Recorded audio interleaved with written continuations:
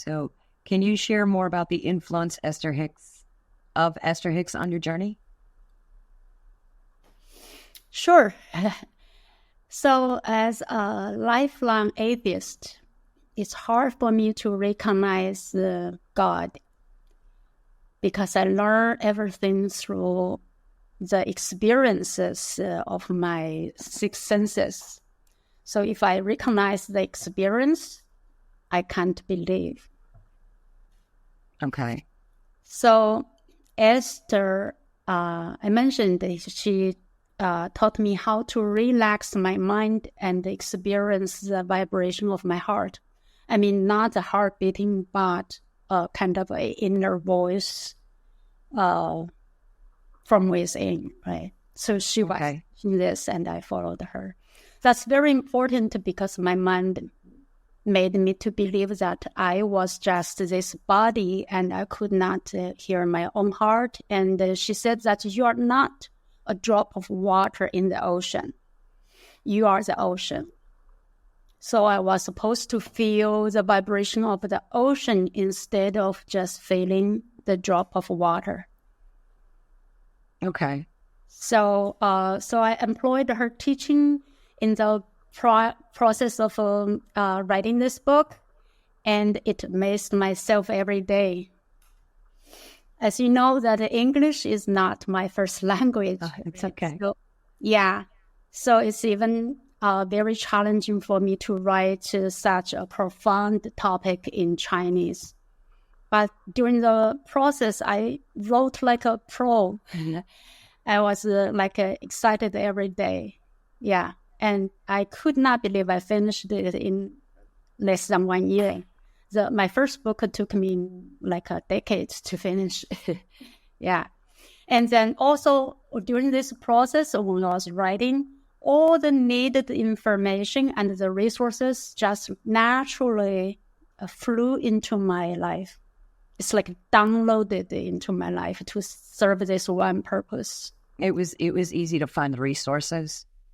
It made it easy finding the resources for it. Not I'm finding them. I did not find them. They just come to me. They just came to you. Right. Okay. Naturally, very, very strange. And since my new life became better than I ever could dream of. Yeah. Yeah, I feel like the magic since I think since the I think after first is from Esther, then after Rhonda, then I started to see the magic happen to me like very frequently. Yeah. So now, Ken, your husband, how did his entry into your life in July 2021 shape your understanding of love and the law of attraction? By the time I met Ken, I already had the knowledge of the law of attraction. So I was also trying to learn meditation. I was trying to learn the transcendental meditation. I bought this very thick book to read. And after I finished this big book, I still do not know how to meditate because it tells you like a million reasons and a million results. I mean, good things about it, but it does not teach you how to do it. So I hold myself for so long. I know it's good, but how do I do it, right? So I was doing all the research on YouTube, on other resources everywhere, try to learn. But I could not keep very long. I could do a little bit. And then until later, when my father was having an accident, that was the time I became serious. Okay, so there is a method to learning how to meditate, because I try to meditate and I've been finding that, and I find it difficult sometimes to meditate. It's difficult for everyone. There are many, many ways. In the Buddhist teaching, it says it has 84,000 Buddha Dhammas, 84,000 ways to help you to do this, right? Which means everybody does it differently. And if this doesn't work, try another way, but find a way you feel it's most suitable for you, and then you stick with that way. The way to build a habit is to do it at the same time every day. Like same time after you have a coffee or after you wake up, at the same time. You can start with very short time, like 2 minutes. Yeah. In the beginning, it was hard to do like 30 seconds. Yeah. Like I count my breaths like in less than 20, then my thoughts took me away. Yeah. Okay. So now, how do you reconcile your scientific background with the metaphysical aspects of the law of attraction?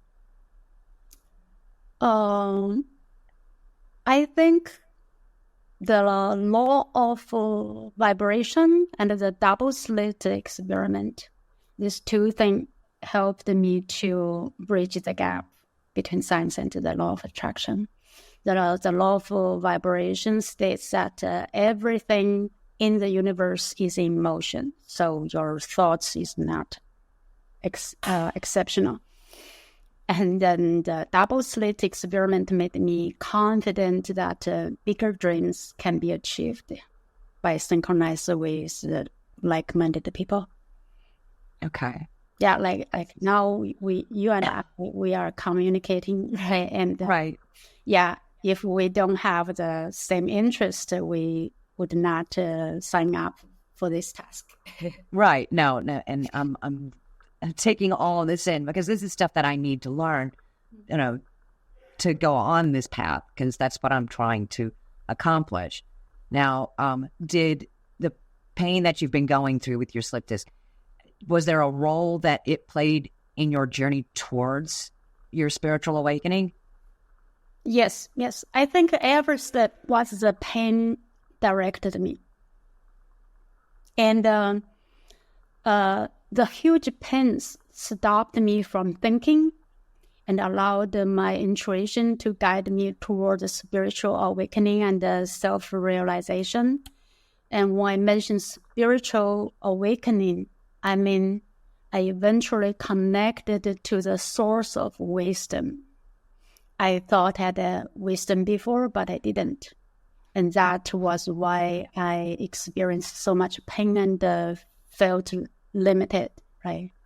And when you felt limited, it's very painful, right? Right. As long as I wasn't painful enough, and then I would keep thinking and trying in the wrong direction, because you feel like I'm a smart person, I can figure it out, and you will keep thinking. Right. And the thinking will not lead you to the right way. The right way is to stop thinking. So, but stop thinking is impossible for us. That's why we need this meditation. Yeah. Okay. Yeah, when you meditate, when you slow down the thoughts, and between the thoughts, then the intuition will kick in. Yeah. Okay. All right. So work on extending that meditation time to be able to shut off the thoughts, because the thoughts are what? Yeah, completely shut off is impossible, but as long as you can keep the gap longer and longer, and then as long as you have a gap, then the intuition will come in. Okay, so quiet the noise. You know it's not from your thoughts. It's not a thought. It's very different. Okay. When you have it, you will know. Then you will have a aha. Okay.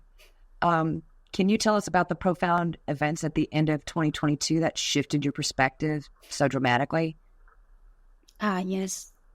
So in the end of 2022, actually it's the saddest time of my life, because my father passed away due to an accident.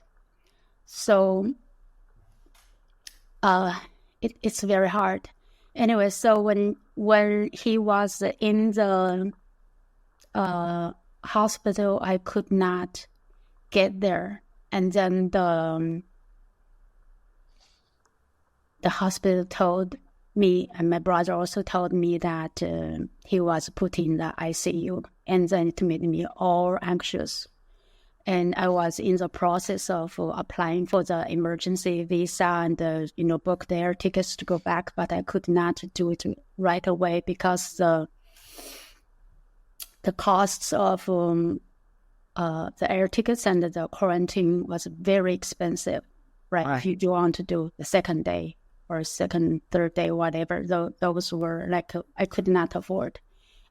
So I thought, well, even though I was an atheist, I would invite anybody, any magical power, any God, any spirit to help.